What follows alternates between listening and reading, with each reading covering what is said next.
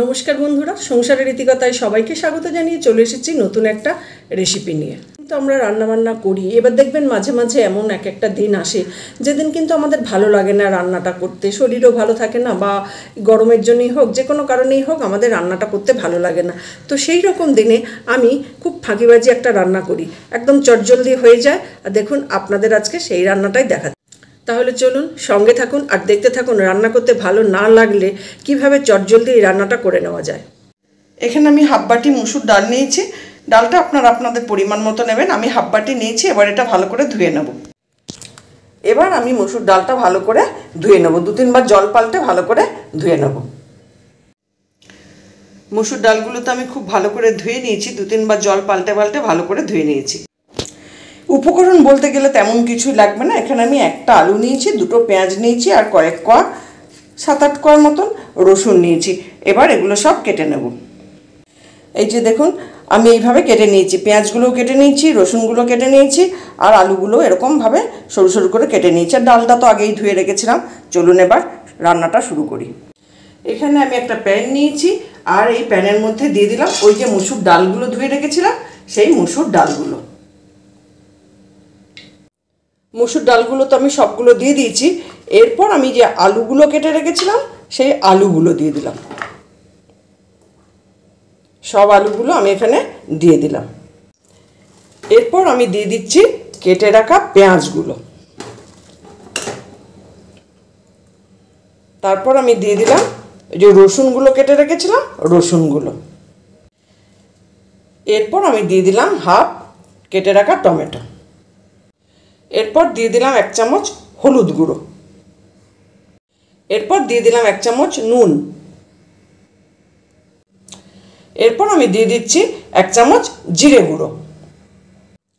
এরপর দিয়ে দিলাম 1 চামচ লঙ্কা গুঁড়ো। এরপর আমি দিয়ে দিচ্ছি সর্ষের তেল। দিয়ে দিলাম 2 চামচ সর্ষের তেল। এরপর এই সমস্ত উপকরণগুলো হাতে করে খুব ভালো করে মাখতে হবে। এই মাখাটা কিন্তু একটু সময় নিয়ে ভালো করে মাখতে হবে, আর এই কাজটা হাতেই করতে হবে। এই যে সব কিছু ভালো করে এরকম করে মাখতে হবে। এই যে দেখুন, এইভাবে মাখছি।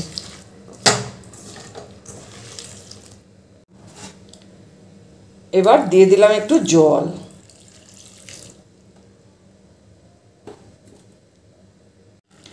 এবার আমি একটা ঢাকা দিয়ে দেবো।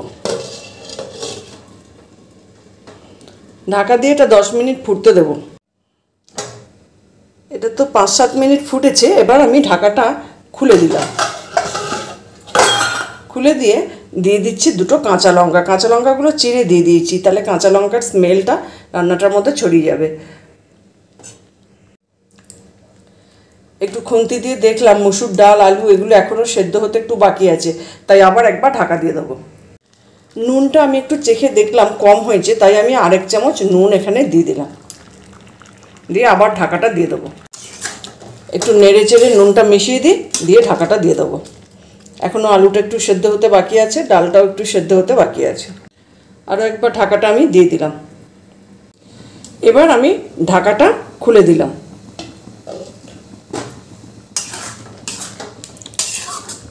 ডাল আলু সবই নরম হয়ে গেছে। এবার ওপর থেকে দিয়ে দিলাম সামান্য একটু চিনি। চিনিটা অপশনাল, এটা আপনারা নাও দিতে পারেন। আর একটা কাঁচা লঙ্কা আমি এই যে একটু চিড়ে নিয়ে দিয়ে দিচ্ছি, এটা ফ্লেভারটা আসার জন্য। রান্নাটা প্রায় হয়েই গেছে।